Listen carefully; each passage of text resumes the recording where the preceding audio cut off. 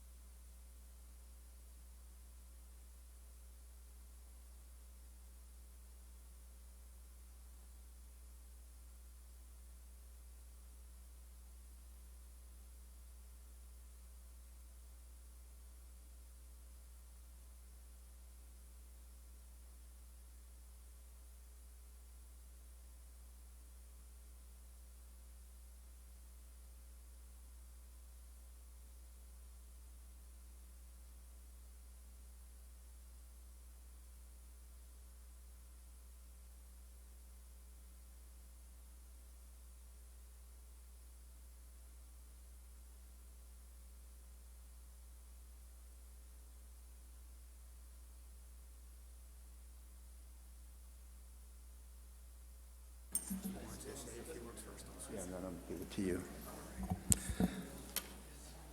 Okay, if we can quickly begin. This is going to be a very interesting panel discussion, and second, I'm going to turn it over to my colleague Phil Lawler. You have the schedule for tonight? Is this an accurate one?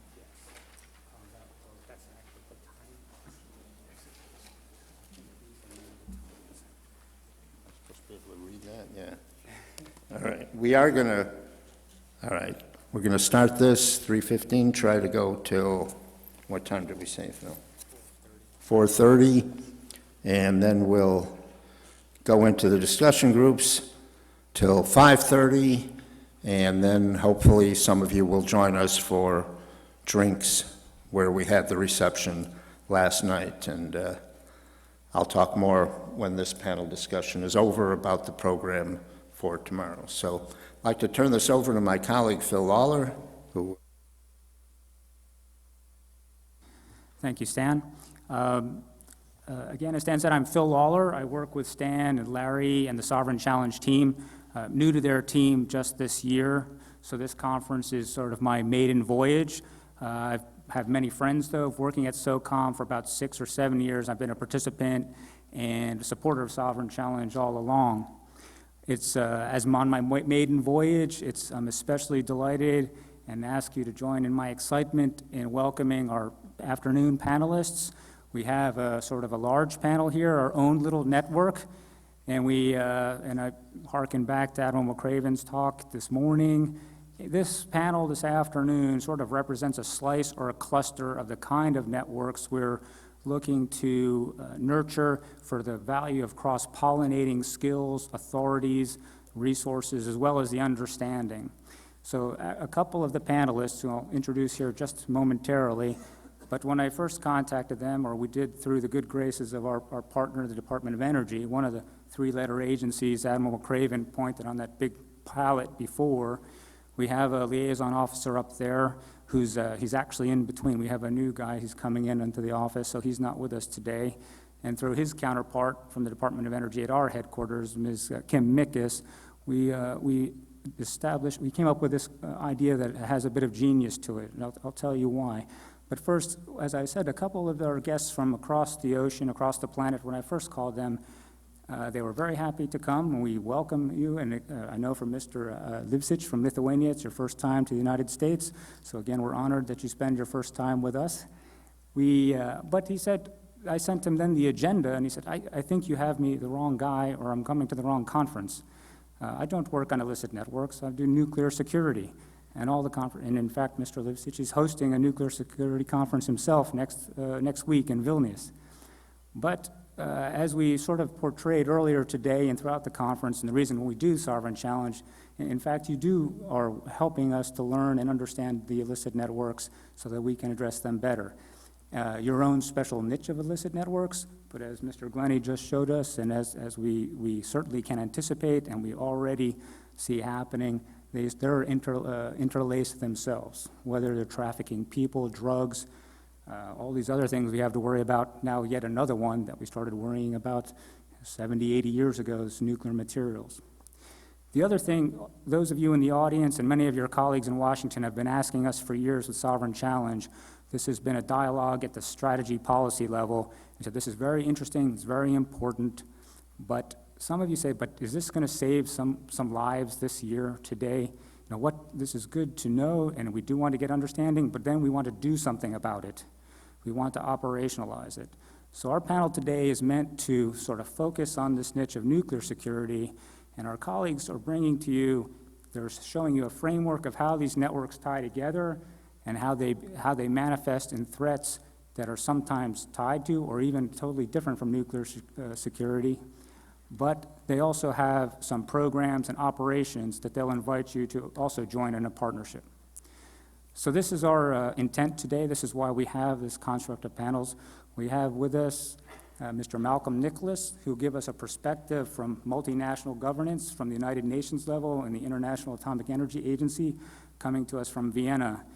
And this is a sort of, Stan talked earlier about a sort of a sovereignty index. And this is really a different dimension of national sovereignty. Sometimes it challenges the national sovereignty, sometimes it complements them. We like to work towards the latter, of course. We have Mr. Aleksejs Lipšić, whom I already mentioned, coming to us from Lithuania, the Center of Excellence for Nuclear Security there. He's hosting a conference, as I mentioned, next week.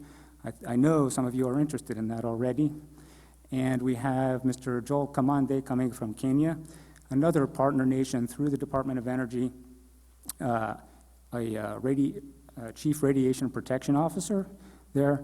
All these gentlemen, distinguished scholars, as these ladies on the panel, and experts in nuclear security, but they've now networked into government agencies and to activities that transcend just policy and the expertise in nuclear security, but also how we, in a way that they can help whether military, civilian, and other sectors of our society in fighting all this range of threats. In the interest of time, I'd like to ask our panelists to give a little bit of background about themselves and talk to you about their programs. I'd ask you to hold your questions till the end. We'll have time for questions and answers at the end, but we'll get through several case studies here where they'll show how they've had successes, how their cooperation has sort of transcended both international and interagency barriers. And then so these are examples for lessons learned and opportunities, again, as I mentioned, for future partnerships. And I'll ask you to bring that up with them at the breaks or in your discussion groups. We'll start with Mr. Malcolm Nicholas from Vienna, from the International Atomic Energy Agency. Sir.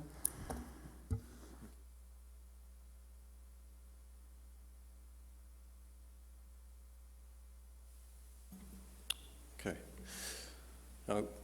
Thank you, Phil. Good afternoon, ladies and gentlemen. I'm Malcolm Nicholas. I work in the International Atomic Energy Agency. I'm an analyst on incidents of nuclear-related trafficking, and I've been in that role since 2011. Prior to that, I worked in the Department of Safeguards for about 15 years. So I'm going to talk today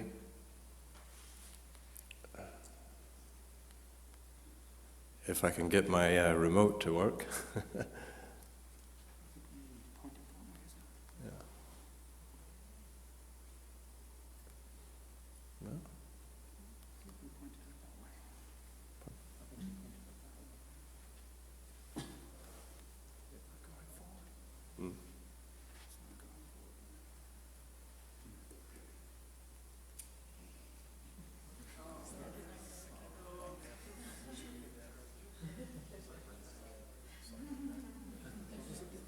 No, it's loading. I can tell you about my flight over. I think I know a couple of jokes too.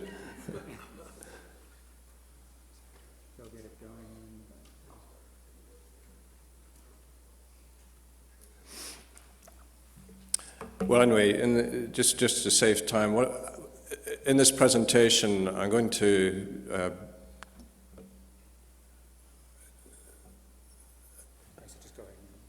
okay. I'm going to describe the key elements and objectives of the IEA's nuclear security program. And in particular, I'm going to focus on the IEA's incident and trafficking database. And that database contains mostly official information that's been reported to the IEA by states concerning nuclear and related material that is out of regulatory control, national regulatory control, or has been out of regulatory control prior and been returned to regulatory control, still of interest to us. And lastly, I will run through some key points, some observations that we've derived from the information in the ITDB. And I should point out that the importance of material that's out of regulatory control, the reason why it drives our interest is because when a material reaches that condition, there's an increased probability of the material being used either for illicit trafficking or malicious terrorist use. Sorry to put you on the spot like that. So what happened was our computer actually crashed. So we're rebooting. That's okay. I'm just dealing with some of the formality slides that I'll skip through when it gets started. Yeah. And so while we're waiting, I'll just continue on without the slides. The IEA's legal authority for nuclear security is conferred through its statute. The statute is the document which is aimed at the implementation of the safe and peaceful use of nuclear energy. There's nothing in the statute that specifically refers to nuclear security. It's an inferred part of the statute, simply because with the peaceful use of nuclear energy is not possible without the material and the facilities being made secure. So it's a given in effect. The statute itself is the responsibility of the Director General, Yuki Amano. He implements the key provisions through his 6 departments. We have 6 departments. And of these, most of them have an indirect role or an indirect contribution to nuclear security. But the direct responsibility belongs to one department, that's the Department of Nuclear Safety and Security. And within that department, the prime responsibility falls upon the Division of Nuclear Security, to which I belong. It's a fairly small division. It's staffed with about 60 persons. And there is another entity also in the department, which we work closely with, and that's the Instant Emergency Center. The Instant Emergency Center operates in the, if there were an unfortunate event, such as a leakage of radiation from a nuclear facility, as happened in Japan. It has a safety component, but it also would be responsible for coordinating with us and with member states if there was ever a deliberate release of radioactive material into the environment. So organizationally, the key players are the Division of Nuclear Security and the Instant Emergency Center. I'm just trying to think what my next slide is going to be. I'm running them through my head. So I think the next slide would be the ITDB. No, the next slide would be what is nuclear security itself. The definition of nuclear security, we don't have a globally accepted definition. It doesn't exist. But we do have in the IEA a working definition, and that working definition is quite long. It's essentially the theft, sabotage, unauthorized access, the illicit transfer and other malicious use of nuclear or other radioactive material, and their associated facilities. So it's quite a broad area of interest and responsibility. But there is one important point, and one thing that is worth remembering, and that is that the IAEA itself does not verify nuclear security in states, nor does it enforce nuclear security in states. The implementation of nuclear security is purely the responsibility of the states themselves. And upon request, they can ask the IAEA for support, and they do. So our main role is in the area of capacity building. And the capacity building generally covers training, guidance, provision of advice, information analysis,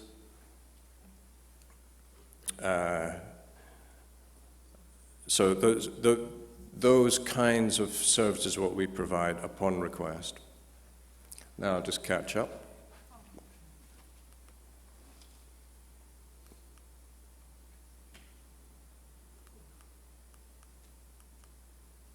Okay, let's see how it goes.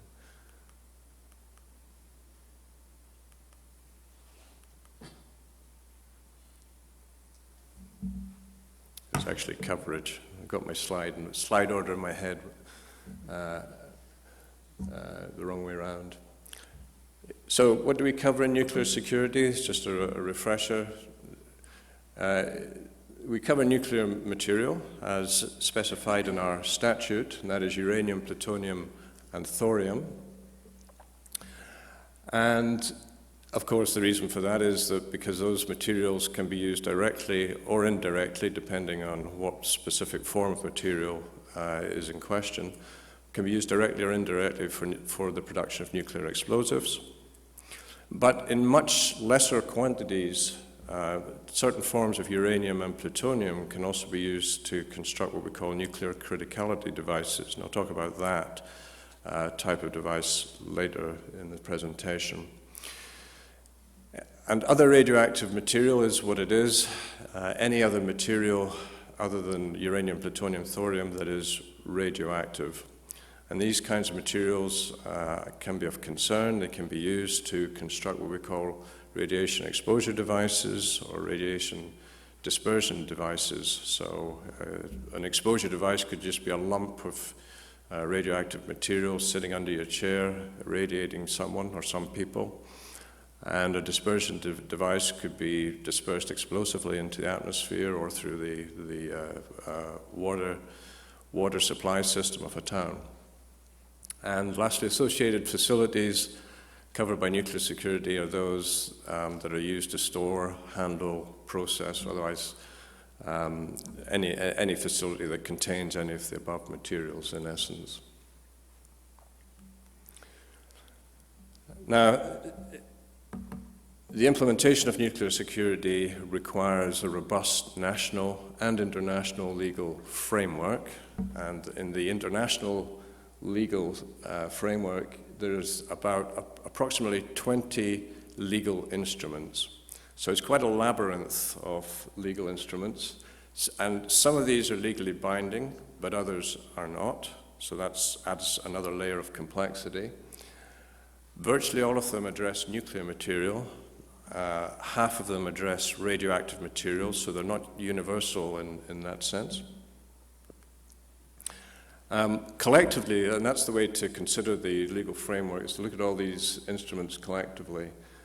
They cover key nuclear security measures, physical protection, for example, where facilities are protected with fencing, security, surveillance, amongst other things. Then accounting and control, that is keeping stock checks on the materials concerned, and maintaining inventories. The criminalization, many actions are criminalized under these types of legally binding instruments. There's anti-terrorism instruments and information sharing, as well as warning and response instruments. So together there's a complete architecture. And just to name a few of them, which I'm sure you've heard of in the past, we have the NPT, the Physical Protection Convention, and conventions on early notification and assistance. That's the main operating conventions for the Instant Emergency Center, in which states can request assistance, or they can, those that are party are obliged to notify other states if there is a release of radiation, an accidental release or a deliberate release. Then there's UN Security Council binding resolution on all member states, 1540, prohibits many activities related to weapons of mass destruction, and the Nuclear Terrorism Convention itself. So it's quite a varied smorgasbord of legal instruments. The ITDB program, the Incident and Trafficking Database, its main purpose is the timely dissemination of authoritative information on incidents involving nuclear and radioactive material, illicit trafficking, and other activities that involve these materials which are unauthorized. The second key objective is to maintain and analyze reported information from states, and this we use as a source of material for identifying trends, threats, and patterns, and we provide this information to member states as well. So it's used internally and externally. And lastly, we provide a reliable source of information to the media. We like to keep the public informed, and we like to show them what the big picture is. We don't give a lot of detailed information. So those are the three main objectives. Membership, we now have 126 member states, so between them, they own, store the vast majority of the world's nuclear material and radioactive sources. There are a few countries in gray, particularly in Africa. I don't think that's one. Okay. I got it. These are targets for our recruitment drive to join the ITDB, simply because a number of them have uranium mines, resources, and we would like to have them reporting to us if there have been any incidents. So that's one of our targets for membership growth. The scope of the ITD information, it overlaps somewhat with nuclear security, but it has some differences. We do cover unauthorized acquisition, the provision, the possession, the illicit, illegal transfer, as well as disposal, and whether it's intentional or unintentional, and also whether it's successful or not. So any attempt is also captured in the database if it's reported to us. So it's a very broad area of responsibility. And we also receive reports when material is lost, it's just missing, and also when material that in the history may not be known is actually discovered, so somebody stumbled across the material. The information is reported to us normally on this two-page form. The first page gives technical information on the material concerned, the radioactivity levels, the physical and chemical composition, amongst other things. The second page is mostly circumstantial. It's details of who was involved, if they have that information, and the circumstances leading to the detection.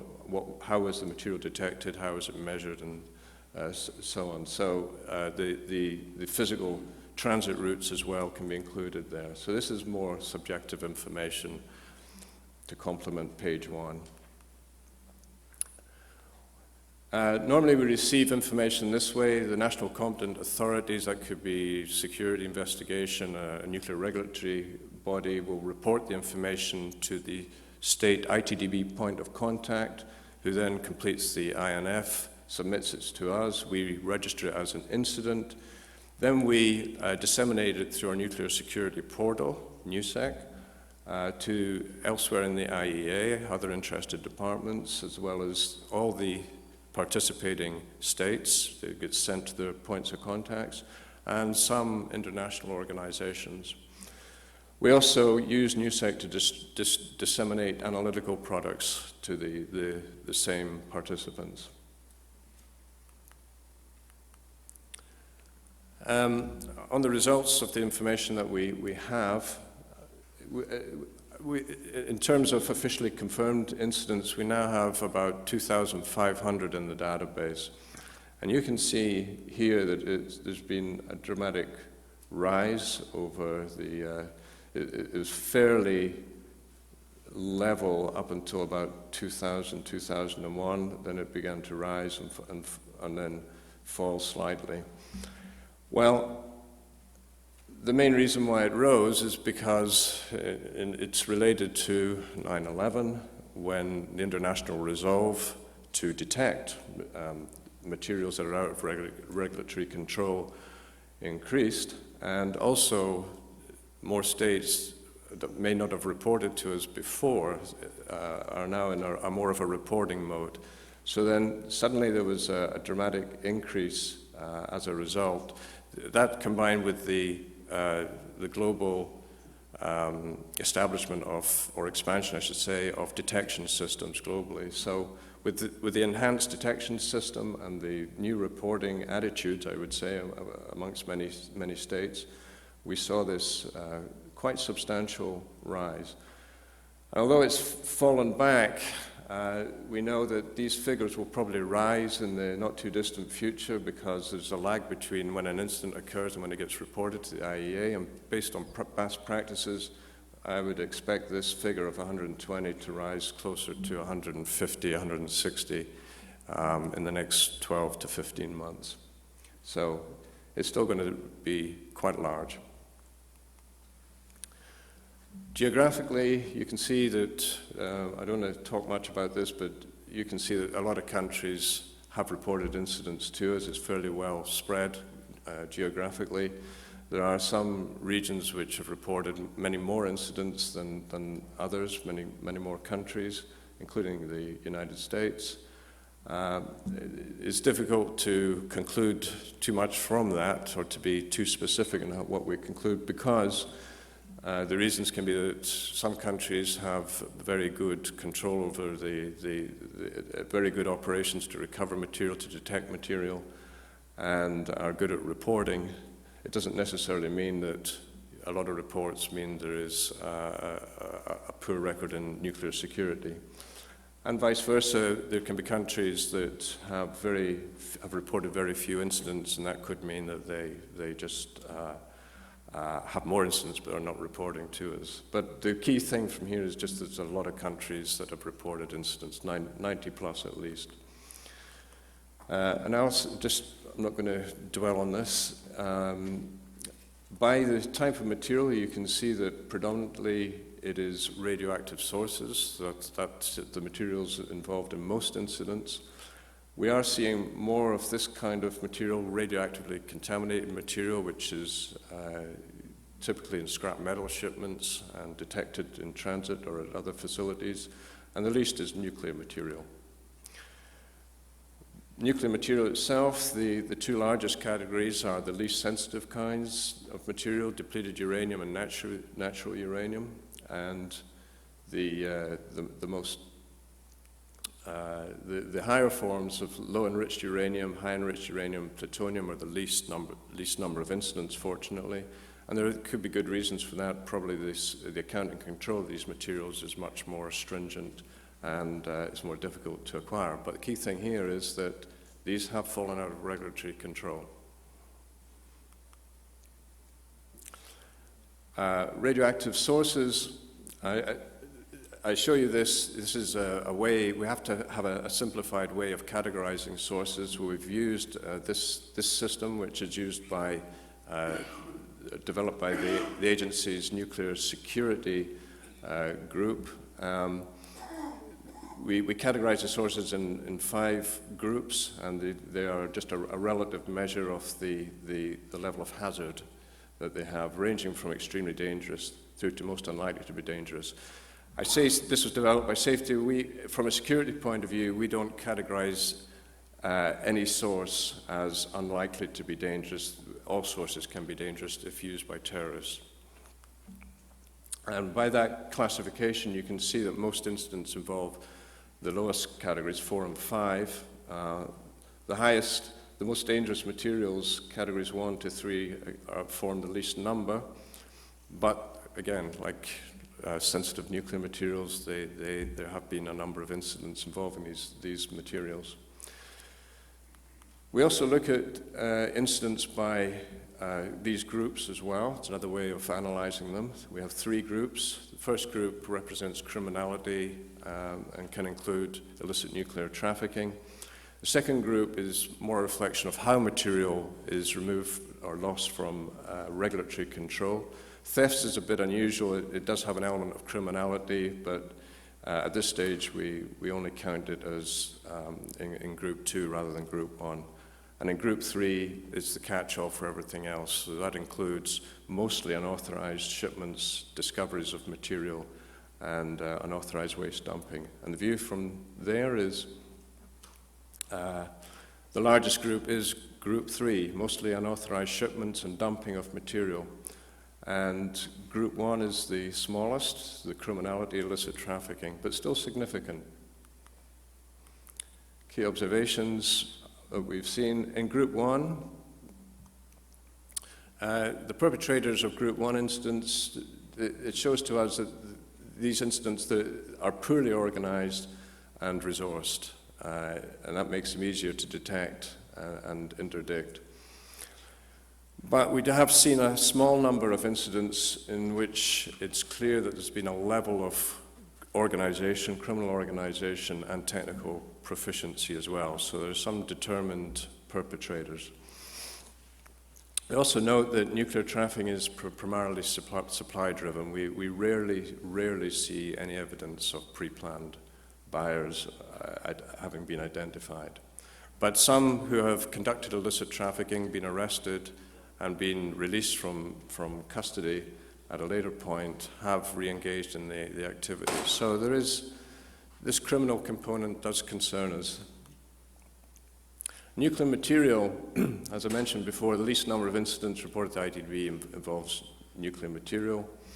But what has to be remembered is that nuclear material is very difficult to detect compared with other radioactive material in general, as a general rule. So there is a question mark, are we actually detecting every nuclear material incident? Is it being reported to us? Now, no incident has involved enough nuclear material for fabricating a nuclear explosive device, but we have had at least 2 incidents in which there's been sufficient material for constructing nuclear criticality devices.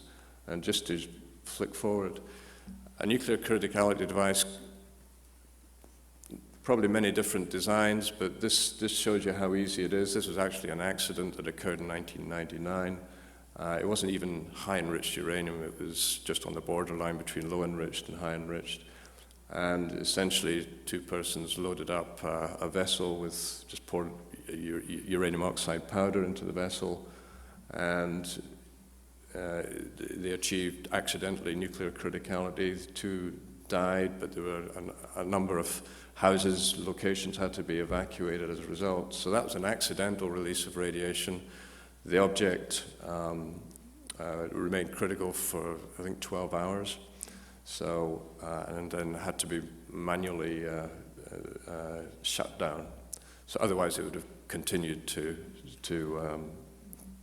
pulse.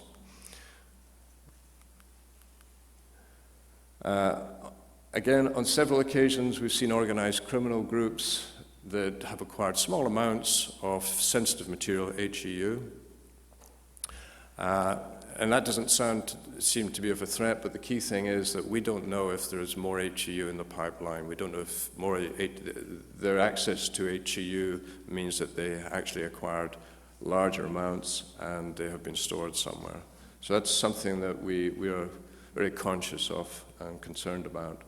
And also, on several occasions, some criminals managed to obtain what we call plutonium-beryllium sources. They have gram amounts of material inside them. There's a large number of these sources where we're not sure what their disposition is. So again, it's something we're trying to gather more information about and watch.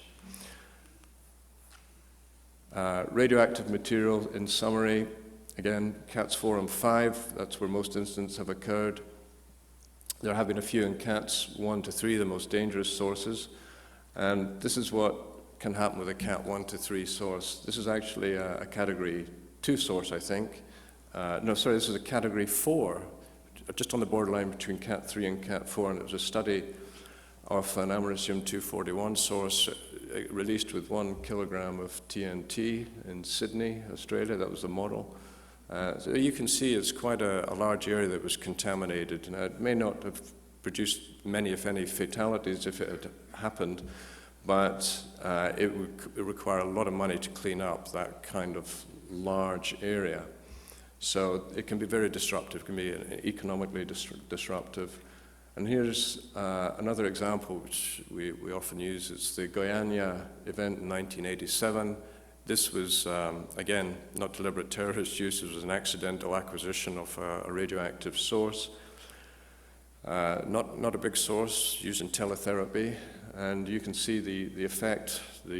As the source was moved around, it contaminated a number of people, killed 4 people, very costly monitoring and cleanup operation as well. So this is not a terrorist deliberate use. This is just a small source accidentally acquired and distributed amongst a number of people, and that's the effect.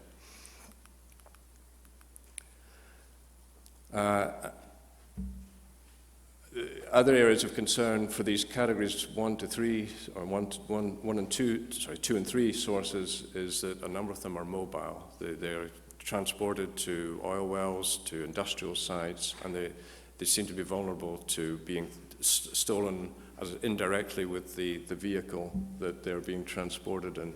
So we see a lot of that. In 85% of lost or stolen materials, they haven't been recovered. So there's another concern that these materials may still be available for acquisition, further trafficking or acquisition by terrorists. And the most recent issue that we've come across was as recent as last November, in which a Category 1 source in Mexico was actually stolen. The vehicle was stolen, the source was acquired. It has been recovered, but that shows you that the threat or the risks are geographically near here as well. And lastly, I think this is another important point. Of all the incidents that we checked between 2007 and 2012, we noted that over 45% had either reached a border or crossed a border. So it really is a transnational issue. Lastly, if you want further information about our activities, we have a website which you can access. Thank you.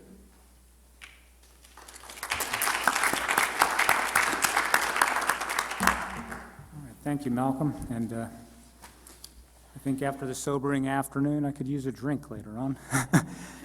And so, Ellie, I'm hoping you have some good news for us. I know you're all trying to help.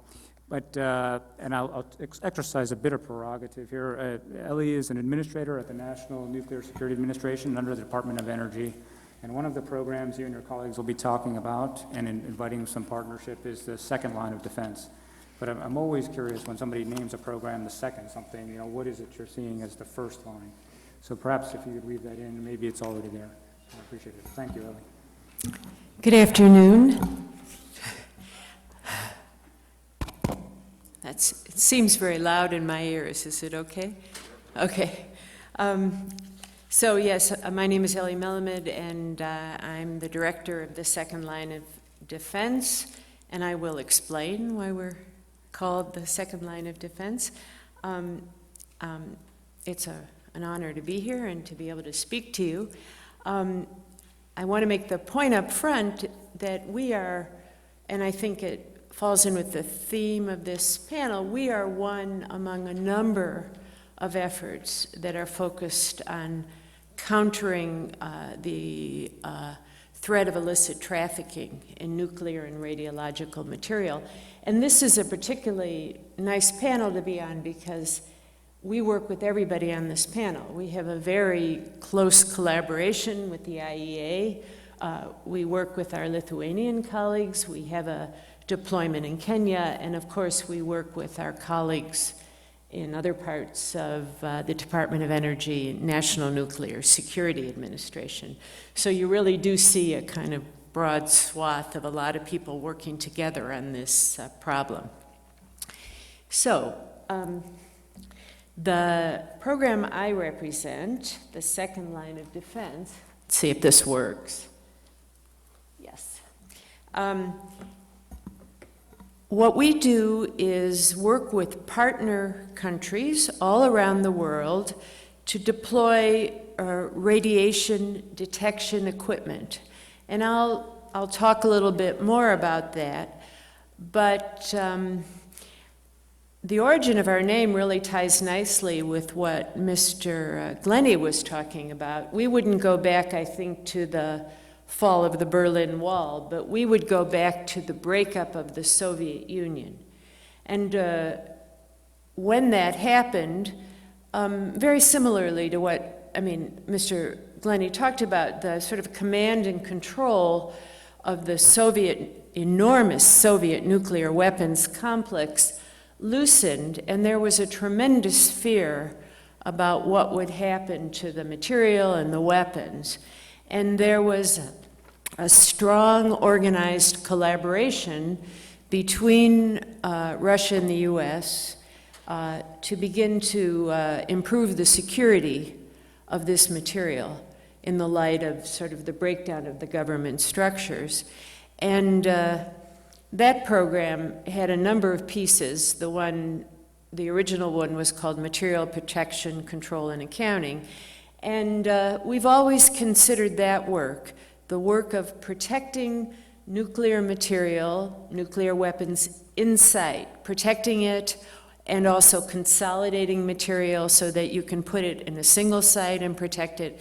We consider that the first line of defense if you're trying to protect against the threat of an improvised nuclear device, if you're trying to prevent against illicit trafficking.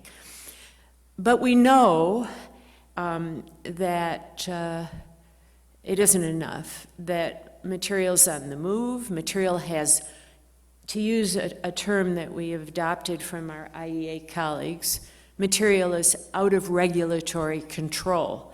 And the purpose of our program is to work with countries and to see if you can catch it as it moves. So what I was going to do today is say a little bit about how we see the threat, talk about the approach our program takes, our small piece of the problem, our small piece of what we offer as a solution.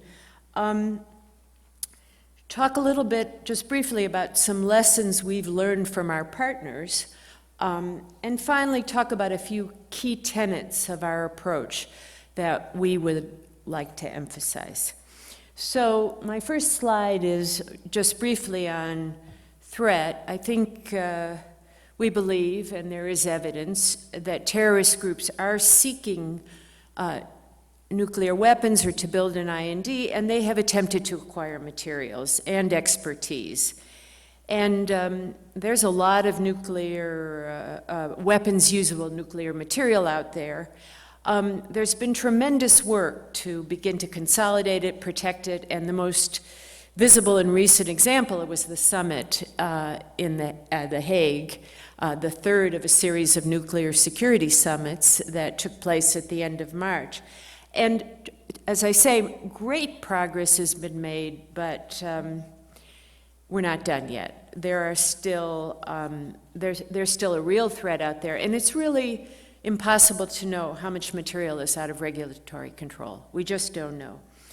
The largest inventory of material is in Russia, and there are many things about the current situation there which, make us still concerned about trafficking issues. I've listed some of them up there. And one thing I'd particularly point out is that a recent customs union, relatively recent, pieces of it are more recent than others, between Russia and some of its neighbors, Kazakhstan, Belarus, and Kyrgyzstan is probably, I believe, going to join as well, moves the borders of Russia out and sort of changes the challenges of cross-border movement of material. So it's a dynamic environment, and there are real threats, and this is the problem we're trying to confront. So here I thought I would lay out for you the principles that sort of drive the operation of our program. And one is that even a single network that actually is connecting sellers of special nuclear material to actual end users is a serious threat to our national security and to the national security of our allies and friends. And this is an area, I think, where you want your interdiction rates to be very high. I mean, I am not an expert in smuggling or drug trafficking, for example, but I've heard it said that you aim for certain percentages. You get 29, you get 30%. This is an area where you'd really want to get it all. And we profoundly believe that the first element, as I talked about, the first layer of defense is securing the material in place. But we know that these facilities are compromised. Insider threats, corruption, what we call poor security culture, and it makes a layered defense essential. I imagine a number of you are familiar that a U.S. nuclear facility recently had an incident where people got through the perimeter of the facility. It's quite a public and famous example, Y-12 in Tennessee. So, even the best protected or, facilities have vulnerabilities. There's a wonderful slide that we use sometimes, I should have brought it, that shows that people use when they talk about that incident. You chose what you expect the problem to be with these masked intruders, with weapons and guns, and then you show the nuns who actually were the people who walked through the facility. So, it's a complicated problem, and threats come from unexpected sources. I mean, nothing was taken, I think you all know that, but it just shows that, laxes in nuclear security culture have real consequences. What we believe is that you have to bring all your resources to bear on this problem. There are a number of pieces. You need detection equipment, you need law enforcement, you need intelligence networks. All of them need to be in place and working together if you're going to confront this threat. And we, SLD, that works particularly with detection, that's our expertise, also think of ourselves as an important deterrent. It is possible to evade systems, but doing so has a cost to the adversary. And if you complicate the smuggling task, you make detection and interdiction more likely. And then I think I'll state the obvious point. We're working in an area where the consequence of failure, which we would define particularly as an improvised nuclear device in the hands of a subnational group, is so catastrophic that it requires continued efforts by many people with many approaches to prevent it. So, let me just focus briefly on who we are. So, as I said, we are called the second line of defense, and we work with partner countries to build their capacity and their commitment to deter, detect, and interdict trafficking of nuclear and radiological material. We work at all types of international crossing points, airports, seaports, pedestrian crossings, rail crossings, and we also work internal to countries, and I'll describe that in a little bit. So our strategy is, as we tried to describe, threat-based and defense in depth, that is designed to help our partners create a comprehensive national radiation detection architecture. So what, for us, this means is you have fixed detection equipment at the key crossings into and out of your country, that you have some kind of supplementary mobile and man-portable detection equipment as well, because, not all threats move through the static points. You want to be able to respond to intelligence alerts and so forth internal to the country. I'll talk a little bit about that. We think it's crucial that a country that has this equipment have the legal and regulatory framework to operate the equipment and to carry out the response, so that you can actually deal with anything you find and arrest and prosecute the trafficker. We don't do a lot of that work, but we work with our partners and with interagency colleagues to assist. And finally, what you need is long-term sustainment of the system, and that is crucial. So I won't dwell too long on this, but this is, we've been in business for quite a while. We've been at this work since 1998, and our first work was with our Russian colleagues. We jointly equipped all the Russian crossings, and then we moved out into other parts of the world. But we have deployed over 2,500 fixed radiation portal monitors, and we've deployed 54 mobile units.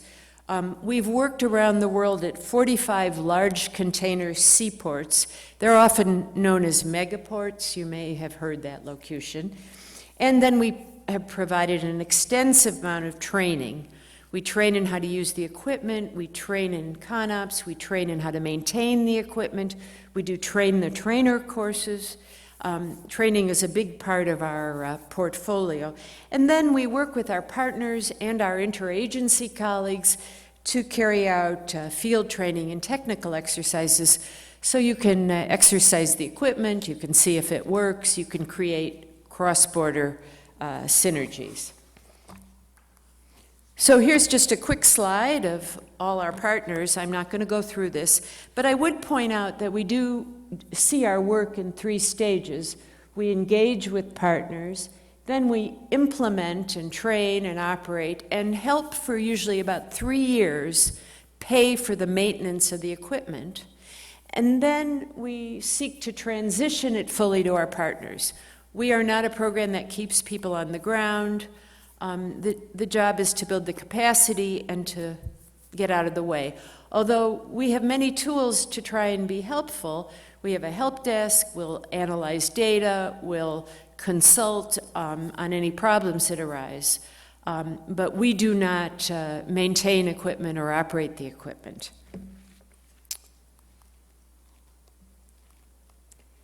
Okay, so let me just talk a little bit about the equipment so you can get a picture of what I'm talking about. Keep in mind that this program is funded by the U.S. Congress because they're concerned about the movement of special nuclear material and weapons, potentially. But I would point out that when you look at the kind of equipment we deploy, one of the ancillary advantages is that it has significant environment safety and health value as well. I mean, you're probably familiar with the fact that contaminated goods move through the maritime shipping system and through the land border system. You are probably aware that people often discard sources in scrap metal shipments, and this equipment is very useful because it will identify that. The equipment is calibrated for the small amounts of plutonium and highly enriched uranium, but as a consequence, it will get large signals from other kinds of radioactive material. So this material is really, the detection equipment has multiple benefits. It was interesting, a number of our partners after the Fukushima incident talked to us about how they used this was essentially security detection equipment to flag contaminated goods. So this is what a fixed country deployment might look like. You can see that you could put equipment at all the different types of crossings in a country. If a country so desires, you can easily network it together. We've done that in about 5 or 6 countries. We use the country's own infrastructure. And that way you can, from a central node, keep an eye on what's going on. You can see if the equipment's turned on and off. You can see if there are any alarms. It's quite a useful tool. Here's the equipment up close, just to give you an idea in case you aren't familiar with it. The tall pillars are the monitors a truck would go through. There are cameras. I don't actually think that one there is our camera, but there are cameras on the lane. The information goes to a central alarm station where you can see if there's a gamma or a neutron signal and make a decision as to whether you need to stop the vehicle or the pedestrian, whatever the conveyance is. We have horse and carts that have gone through our monitors. We have some great pictures of those. And do what we would call a secondary inspection to see what exactly caused the alarm. Another suite of equipment we provide is mobile detection equipment. And what that is a van, a basic van, fitted with detectors. So essentially you have a mobile system along with certain kinds of man-portable equipment that backpacks and other kinds of detection equipment that you can use for secondaries. This is particularly useful, for example, if you have places where you cannot put fixed monitors at a border. If you have a country that has a large disputed border area where you can't, the Georgians, can't put monitors in Abkhazia. So you can use this along the border as an alternative to a fixed portal. You can use it if you get an intelligence alert that somebody is moving some material down a road. You can put it on a highway. You can use it in a sting operation, and you can just use it if you have a broken portal. It's also useful equipment, and we have provided it for major public events, big soccer events and so forth, where people need to do detection. You can use it in a mobile mode around a stadium and so forth.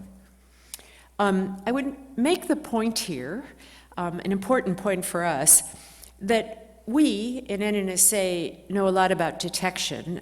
We work with our laboratories and others and have access to tremendous expertise.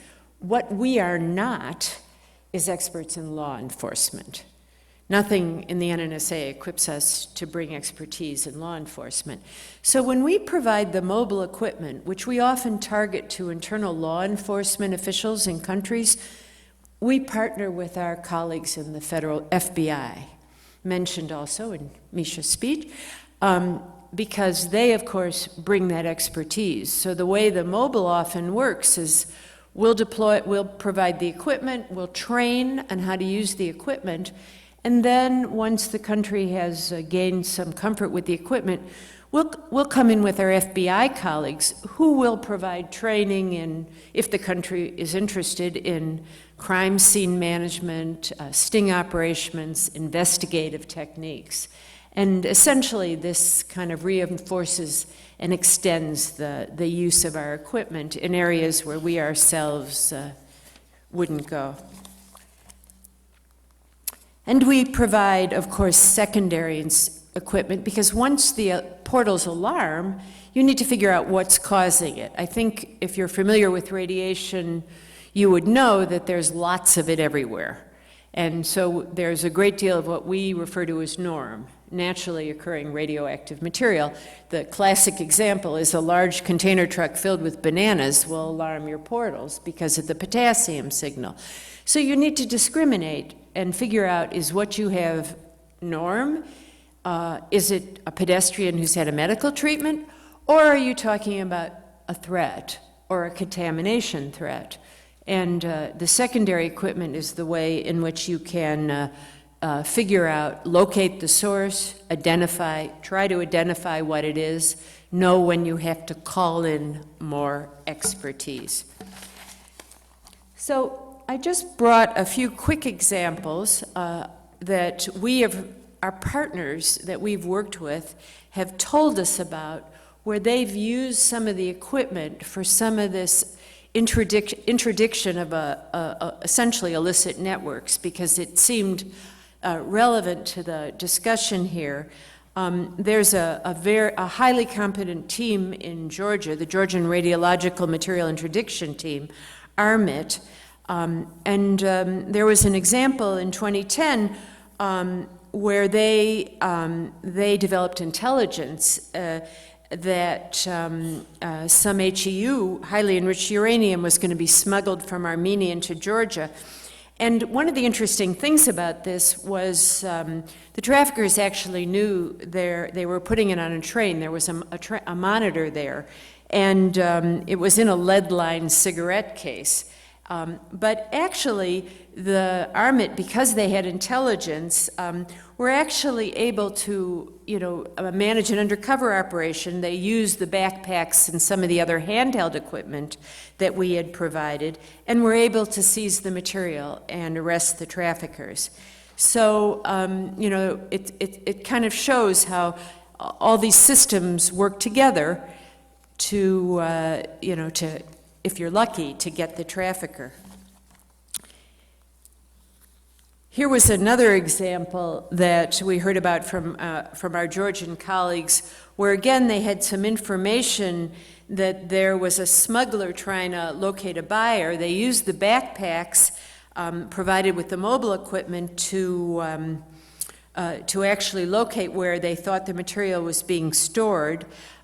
They waited till they received additional intelligence that it was being moved, and then they used the van-mounted detectors to actually interdict the material as it was being moved down the road. So again, and what you're talking about here was some radionuclides that were being trafficked. So these are a couple of examples. And here was just something we thought it'd be worth to mention, sort of continuing the theme of Georgia. We did an Armenia and Georgia cross-border field training exercise, not just SLD, obviously it was our Armenian and Georgia colleagues who were crucial.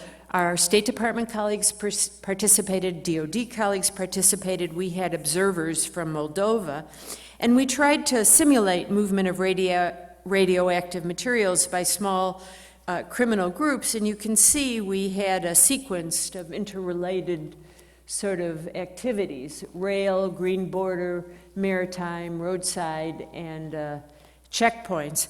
And the value of this is for our partners to practice, to make cross-border connections, incredible information for us about what works and what doesn't, so we can improve our program. So a few words about nuclear traffickers. Again, we are not law enforcement officials or people with deep expertise there, but over our many years of experience, we've learned from our partner countries something about the behavior of traffickers. Some of them do know that points of entries are equipped with detection technology.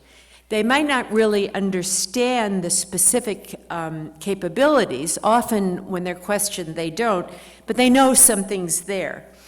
And what we found is, some of them will then try to avoid the points of entry. Not all. Things have been detected, serious threats at points of entry. But one of the points we like to make is that when you have to, avoid the detectors, there's a lot more, or when you have to shield from detectors, there's a lot more crosstalk. It widens the network of people you have to talk to. It really essentially exposes traffickers more. And frankly, many crossing points are difficult to avoid. Some are easier, but some, lie along rivers and mountains and natural barriers. It's not so easy to avoid them. And then, of course, you supplement this with the mobile equipment where you cannot predict where it will be, and you get sort of a full architecture that will allow you to deal with the illicit trafficking threat. So let me just close by saying quickly a couple of the tenets that are very important for us now in doing our work. First of all, we never want to be a program that we refer to it as stop and drop. We just give equipment and we run. We really have an investment when we provide this equipment, and we really want to ensure that over the long term, the partner country is integrated into their overall framework for dealing with all types of threats, and that they can maintain and sustain it. So we work with them through training, through putting them in touch with people who can provide regulatory support. We work with the response agency to make sure that they're connected with the people who are actually doing the detection. We pay for 3 years of maintenance support to ensure that the country gets off to a good start, and then we transition it to the full responsibility of the partner. And we have a help desk. We will analyze data. We'll provide hardware and software assistance to ensure that there is long-lasting threat reduction and not just sort of temporary use of equipment. And the other point I want to make is in these times of budgetary pressures, we can't go everywhere we'd like to go. We don't have the funding. We've done a lot. We have plans to do a fair bit more, but we can't do everything that we want to do. And there are countries that perhaps don't rise high on our list, but nonetheless want to use this equipment. So we've been focusing recently on trying to pull together everything we've learned about deploying this equipment so that we can share it with other people.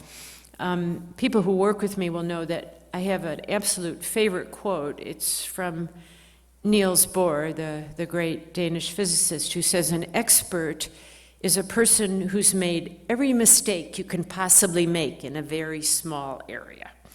That's how we feel about ourselves. We have been at this for a while. We've made a lot of mistakes, and we like to think we've learned from our mistakes. We know how to deploy the equipment. We know how to do that efficiently. We know how to calibrate it. We know how to adjust it for the norm load going through that particular port. We know how to analyze the data. We know lots of things about deploying and using the equipment. Why should everybody else who wants to do this have to learn all over again? So we're putting together a series, we call it Technical Exchange, where we provide information, packaged information, and can also provide consulting to people who want to do this work and kind of get the benefit of our experience. Obviously, something like this is a lot less expensive for the U.S. government than to actually do deployments. So we've put together a few guides. I brought a couple of examples. This one is initial considerations for when you want to do this kind of deployment. This is a design and construction guide. We work with some of our very experienced partners in putting these together and get their input as well, so we make it as digestible as possible. I have a few of these these over here, and anyone who wants one is welcome to them. And you can always get in touch with us if you are interested.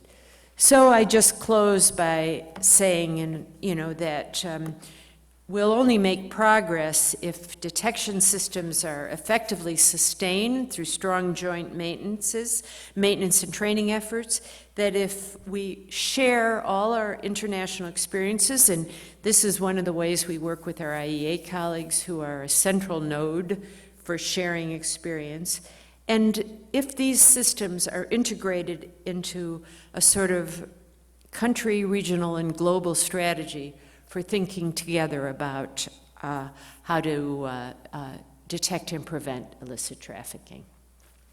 That's it. Thank you.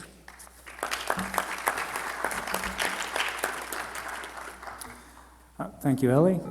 I I think I can see now why we have our other panelists who will say a couple words about two case studies, success stories, if you will, and these partnerships in several of your programs. And you mentioned how to be effective, you need to bring all resources to bear on this problem because it's really a low tolerance for anything getting through. You needed law enforcement, intelligence and expertise, as well as the legal frameworks.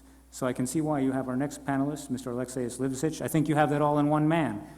And I think, as luck would have it, I think your law degrees are from Russia, if I read correctly. Yeah.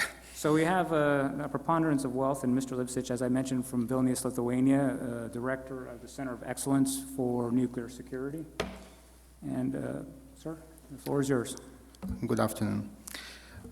In my presentation, I'm going to oversee what we are doing in Lithuania in terms of nuclear security, which is the part of overall state security.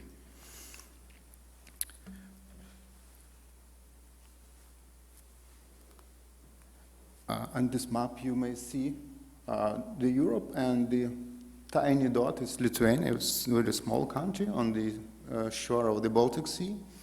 And those red dots present the places where the illicit nuclear or radiological materials were seized in the past decade. So you may see that those are pretty close to Lithuania. And what is important to say that Lithuania is guarding not its own borders, but it guards also the European Union external borders. What does it mean? The very simple thing, if some illicit materials or any illicit goods come into Lithuania, that means it will come easily until London or Paris or whatever. That's our concern, and this is concern of all European countries which are in possession of external border. The graphs above also, it was mentioned again that in the last decades, the number of the cases of illicit trafficking are increased. And I just want to add additional reason, just simply because of the development of the industry. So the sources are used in different areas of the industry, and this is normally that the companies have started to use more materials, and of course, subsequently they lose the materials. What are the possible threats to the nuclear security? Those are common and also apply to my country as well. It could be possible attack using the nuclear weapons or improvised device or radiological dispersal or dirty bomb, as we call it. Next is the possible attack against or act of sabotage against the nuclear security infrastructure. And the next will be illicit trafficking, the smuggling or other kind of possession or transfer of the materials. And lastly, theft or seizure of the materials from the sites or during the transportation or under other circumstances. Here I want to point that any case which where the radiological or nuclear materials involved requires additional expertise from both sides. The both sides, I mean the adversary and law enforcement. The last case, which was already mentioned here, when the vehicle with the source was stolen, the offenders, they also very seriously affected by that radiation source, just because of the simple fact that they were not capable to deal with these cases. and maybe they do not know that they are stealing the vehicle with the source inside. Obviously, the law enforcement as well requires such expertise and training on how to remain safe in the situation when they are dealing with the sources or with the offenders who has got sources.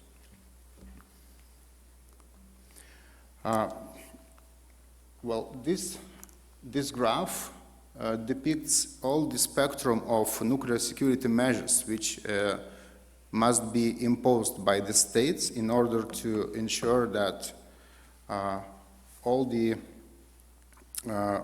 procedures are in place and all the sources are properly accounted for. Basically, there are 3 areas of state activities. The first one is the prevention area. So it was said before that prevention means the security measures at the nuclear infrastructure sites, security systems in place, and deterrence, and of course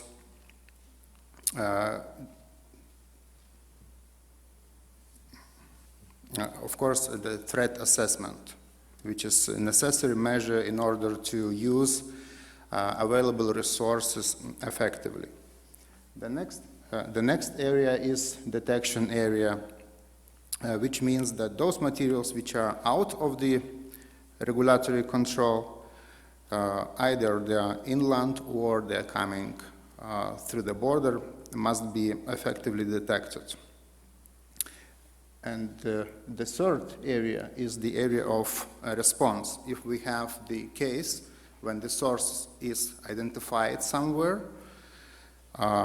we have to have the proper measures which could be activated in order to respond properly to such a case. So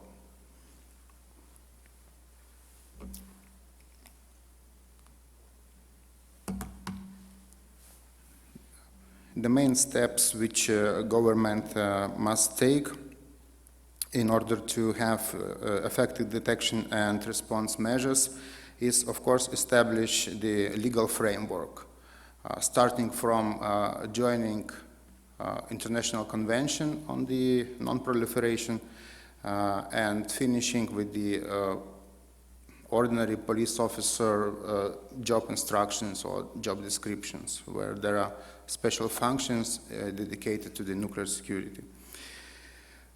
Of course, define the roles and responsibility of different institutions involved. Very important is to ensure effective cooperation between those institutions. Very often we have the cases when the institutions operate well in the sector which is done for them, but they do not cooperate effectively between. They are quite reluctant to share information. And of course, to apply the threat assessment and risk analysis measures. This is not a secret that there are a lot of critical infrastructure in the States. It would be very costly and nearly impossible to guard each important site, either nuclear infrastructure site or just governmental building or whatever. That's why here we need the effective risk analysis measure and use the intelligent information. And here is very important the international instrument to exchange information, such as Interpol, Europol, and as it was mentioned, International Atomic Energy Agency, illicit trafficking database, and the others.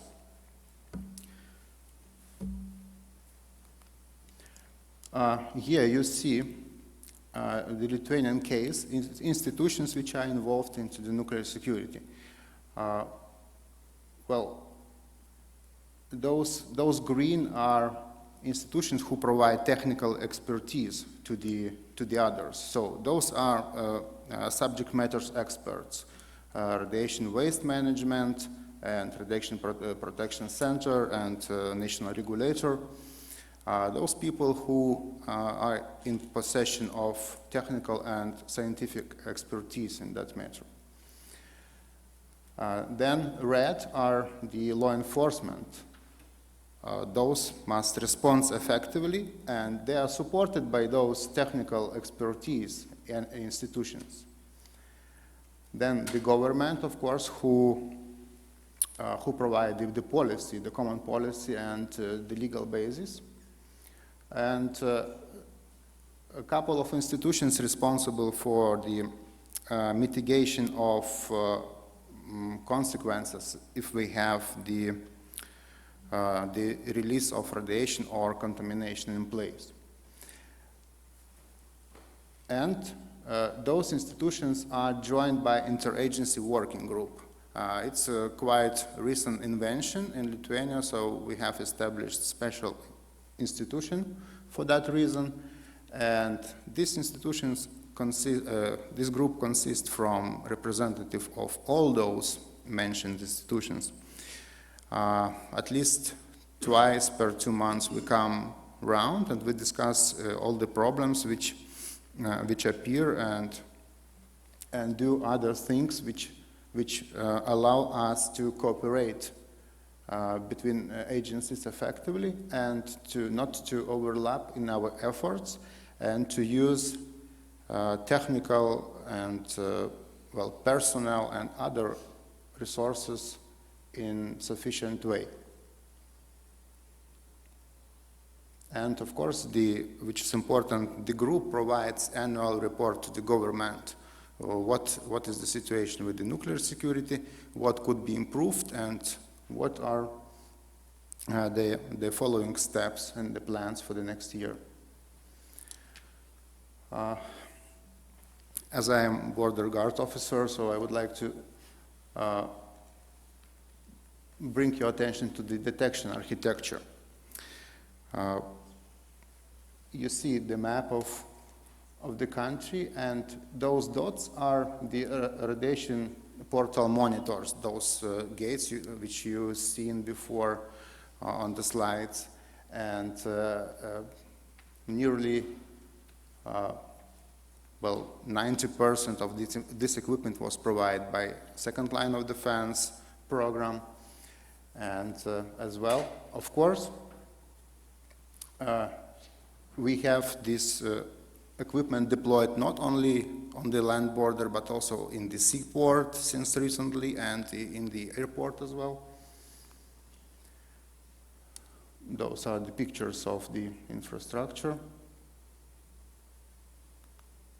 The special software which allow us to analyze the data which we receive after the scanning of the cargos or pedestrians. Those graphs show officers what kind of cargo provide excessive radiation release and what it could be. In different cases, it could be either the influx in one, let's say, corner of the trailer that, of course, will bring the suspicious from the officer to this. Or it could be a very flat graph which shows that there is lorry full of, let's say, fertilizers or stones or wood or whatever. And what is very convenient, we have kind of smartphones, actually those are smartphones, and the officer receives the information and alarm from the system wherever he are now. So he's not needed anymore all the time sitting on the computer looking at the monitor, so he receives information in his pocket.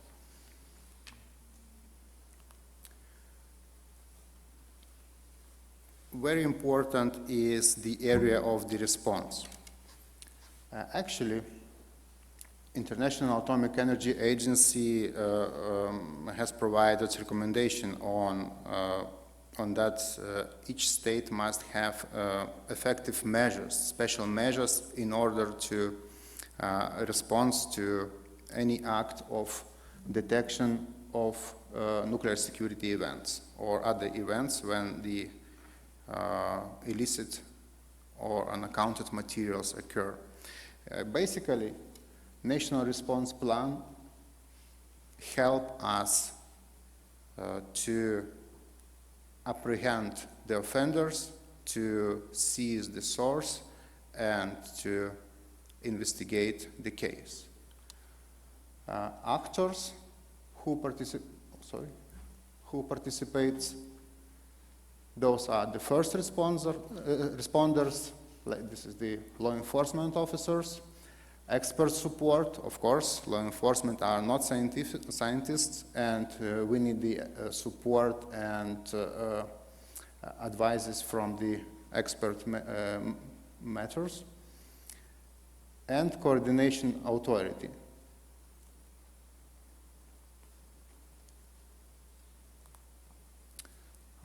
This graph basically provides our setup for the response plan.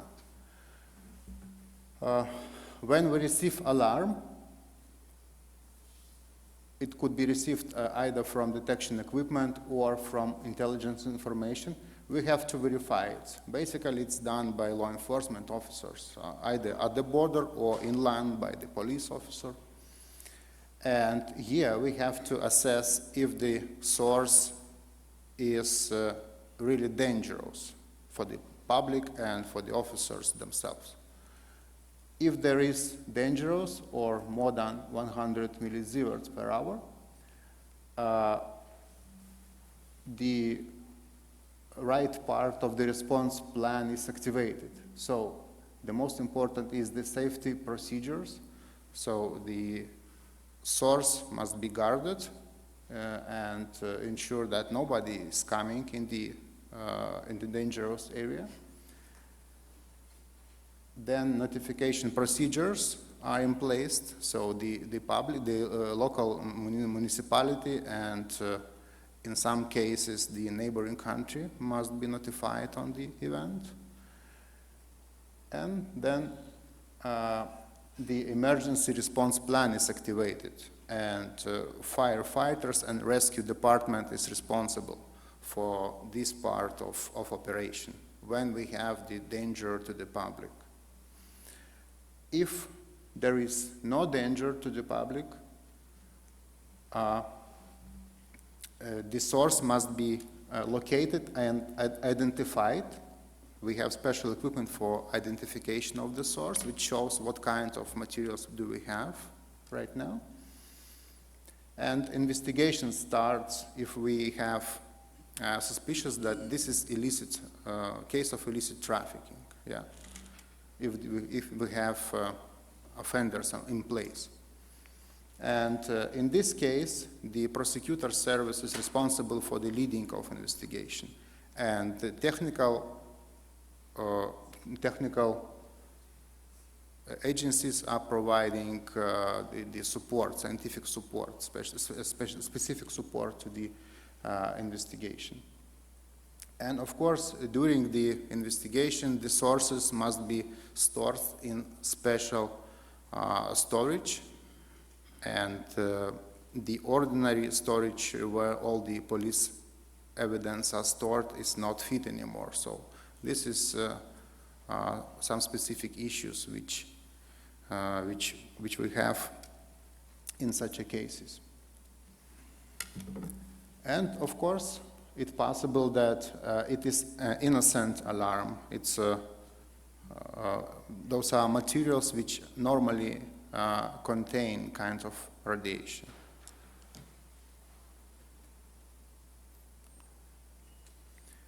And key elements for the response plan. Of course, this is the technical expertise which provided by specialized agencies. This is law enforcement, emergency management, and coordination and exchange of information.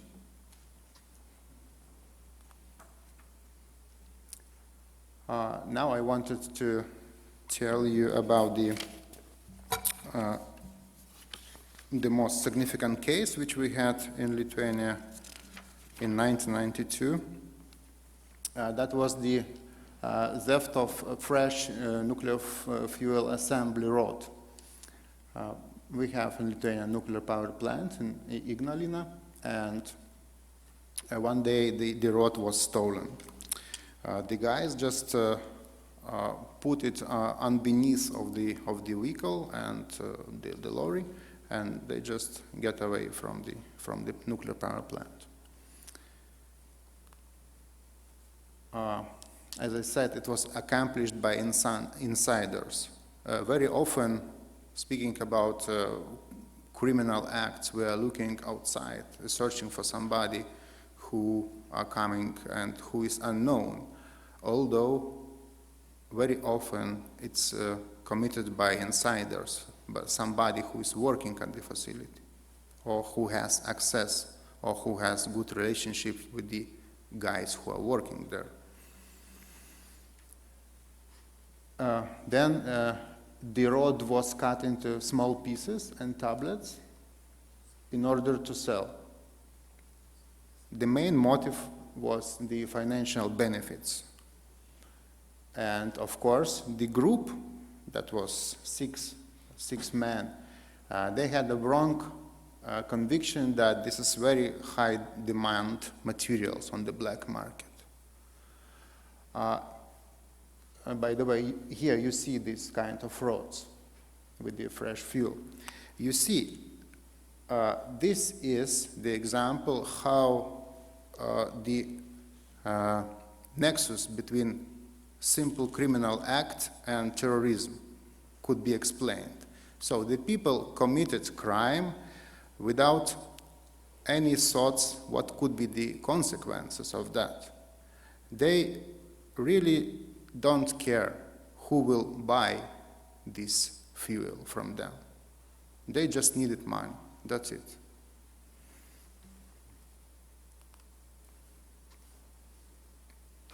And then recoveries. There was number of recoveries through the several years, and some were recovered by the sting operations, some the majority of the materials was recovered as abandoned. They just orphaned it, just throw away to the river, because they understood that it's not possible to sell it to anybody. But still, about 90 kilos of the materials is somewhere and nobody knows where.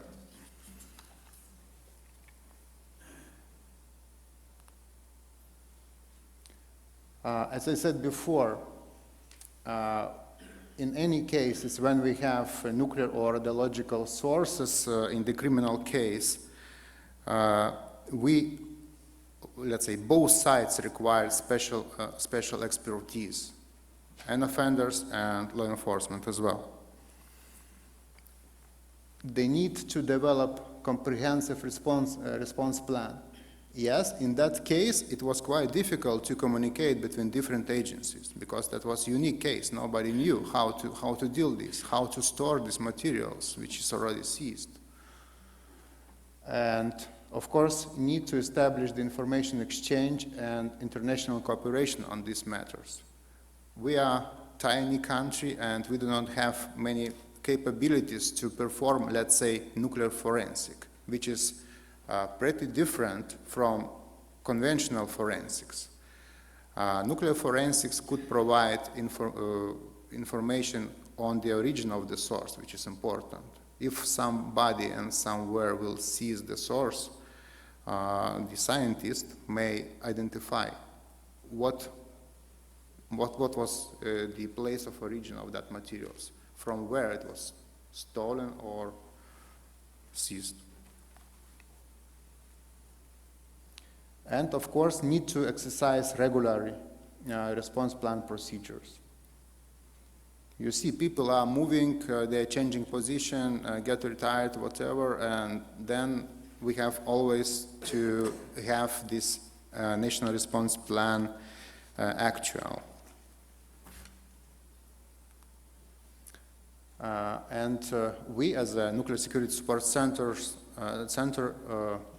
do tabletop exercise, inviting the people from different institutions to discuss cases, the cases which we just legend, and we're trying to identify the threats and weakness of institutions and come up with some proposals.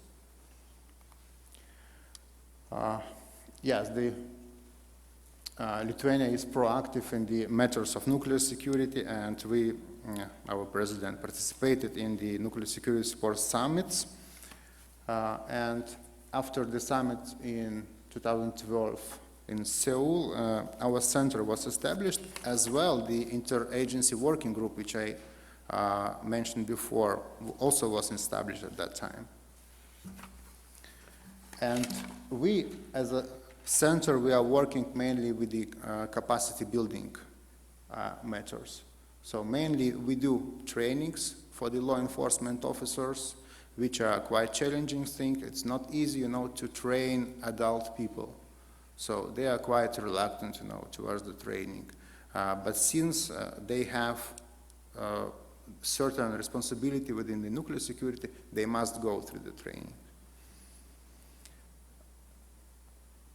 Of course, to facilitate and promote cooperation between agencies. That's very nice to have in the classroom the people from customs, border guard, police, whatever. They come around and they discuss, they train together, they're speaking in the breaks, and they're building the personal and professional relations.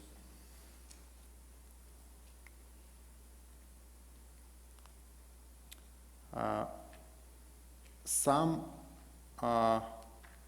instructions we do have received from the interagency working group. We also perform job analysis for different law enforcement professions, like a police, bodyguard, and customs, and we identify what kind of capabilities, the skills and knowledge do they have to be in possession, and we are trying to provide them the appropriate training. Those are the partners of the Center of Excellence. Once again, I thank the Second Line of Defense program for all the support they provide us. Some moments of trainings we have. The equipment to the Center of Excellence as well was provided by Second Line of Defense program. And thank you for your attention.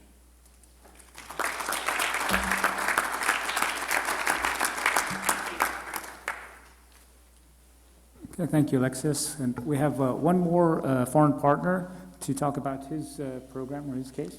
May I make a quick announcement? Oh, yeah, go ahead. The quick announcement is we're going to cancel the discussion groups tonight. As soon as we finish with the panel, we'll go directly to drinks, and then we want to encourage you to come back tomorrow at 8 o'clock, and we'll get promptly started at 8:30. But we're going to finish our panel. Just wanted to make you aware there will be no discussion groups following this. And we'll gather up for the reception in the Marshall Hall again. Is that right? This evening, where we were last night, just next door. Join us in Marshall Hall for drinks. All right, thank you, Larry. So as I was saying, Mr. Joel Kamande is here from Kenya, as I mentioned before. His primary title is Chief Radiation Protection Officer in the National Radiation Protection Inspectorate. He has several other titles I read, but among them are the Secretary of the National Radiation Protection Board and alternate chair to the National CBRNE team. I saw also, sir, very impressively, you were honored by your government with the Order of the Golden Warrior, and as well as teaching us about your expertise in nuclear security and your country's programs. I'd have to say you studied in Wisconsin, so you could teach me about my own country. It's the one state I haven't been to yet. Thank you, Chairman, for those kind words. I realize that our time is fast spent, and so I promise I'm going to be very, very, very brief. Part of the reason is because I have to go to the bathroom.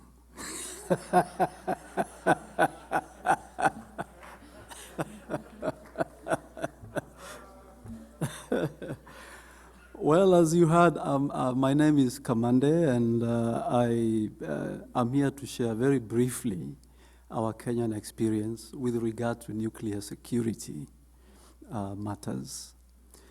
Kenya is a small country, small population, 40 million, if you want to call that small.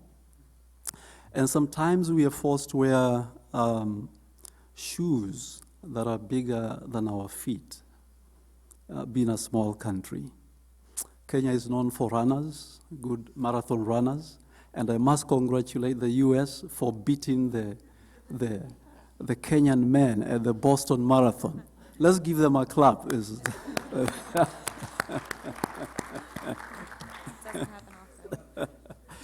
often.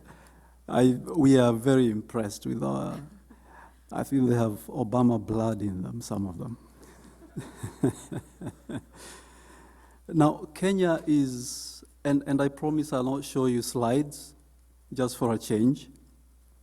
Now, Kenya is a neighbor to 5 countries, African countries, but also it borders the Indian Ocean, so we have a seafront, so we can say we are bordered by like 6 countries. When India sneezes, we catch a flu because we are connected. But apart from that, we have like 2 seaports, one little one big one, and a third one is being built. And through that seaport, Kenya is a corridor to like 9 to 10 East and Central African countries. So you can see that we are strategically placed even for the bad guys, for the bad networks. That's what I mean. And I'm here to discuss a few incidents that we have had and what we are doing about it. And it's surprising to note, number one, that recently we did get a consignment from a friendly, traditionally friendly developed nation, without mentioning names. And this cargo was of toxic material. Now you can start to see the challenges that we are facing.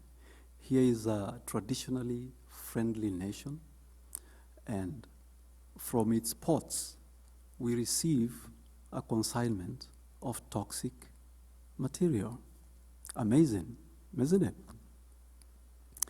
We have also received radio-contaminated goods, again from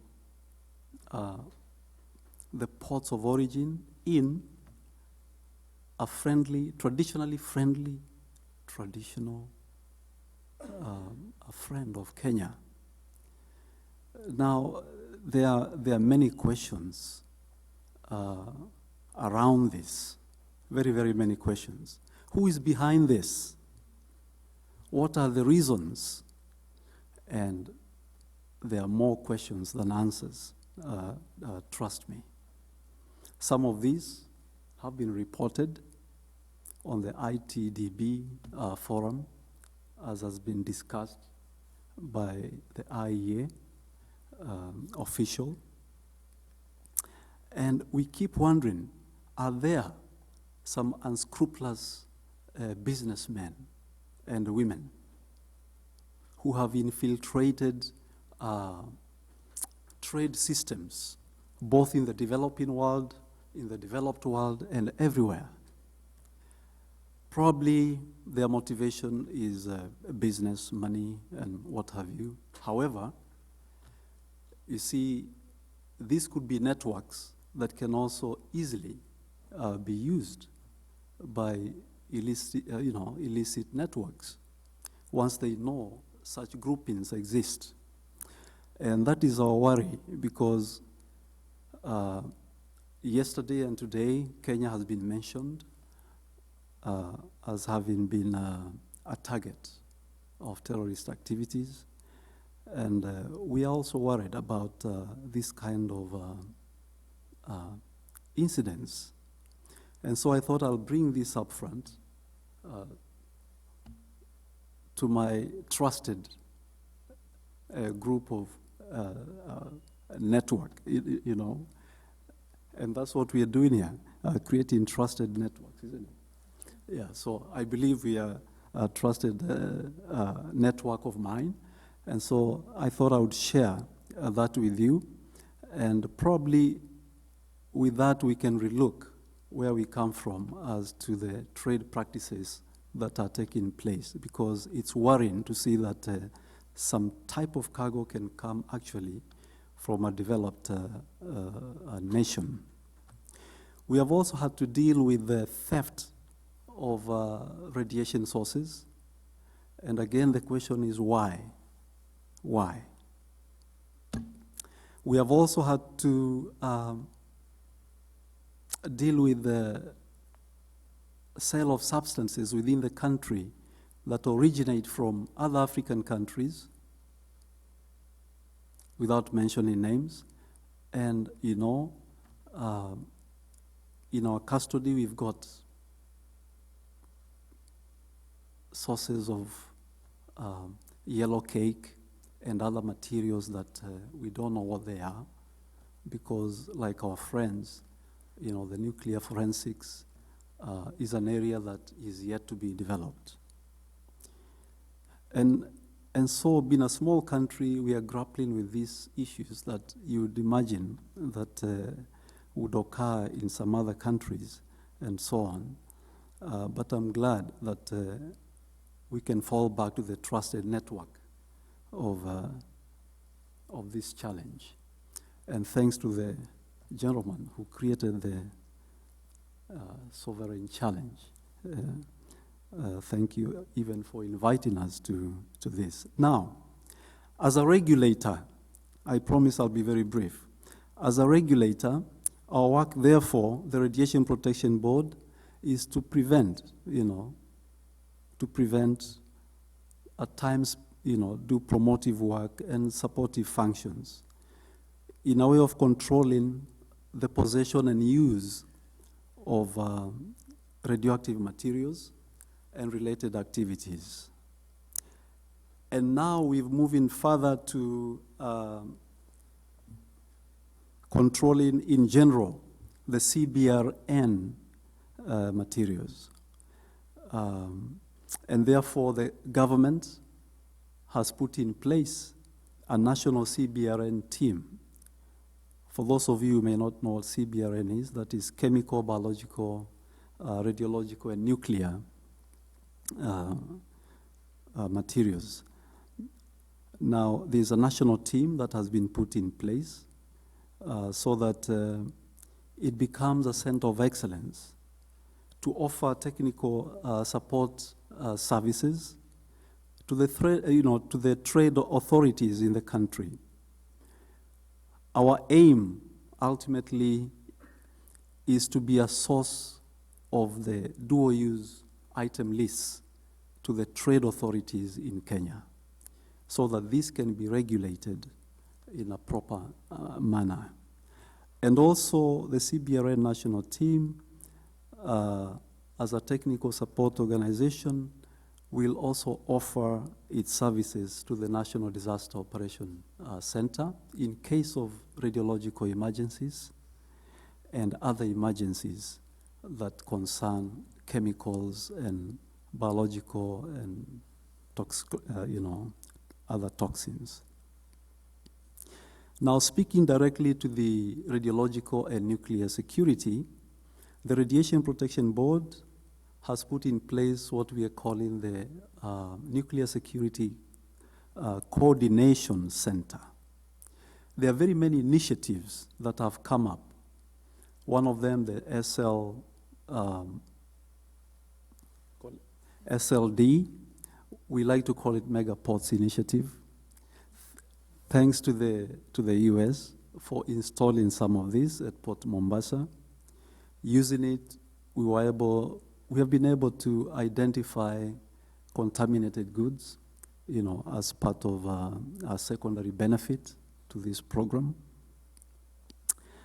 And so the Nuclear Security Coordination Center puts under its umbrella about 10 initiatives. Originally, it was a nightmare trying to deal with 10 initiatives, all looking at nuclear security. And we thought, how are we going to manage this? And so we came up with an idea that let's put one center where whatever initiative comes is a good initiative, megapods, GTRI, and there are many more. There are like 10 of them. Let's throw them under the Nuclear Security Coordination Center. Let's call like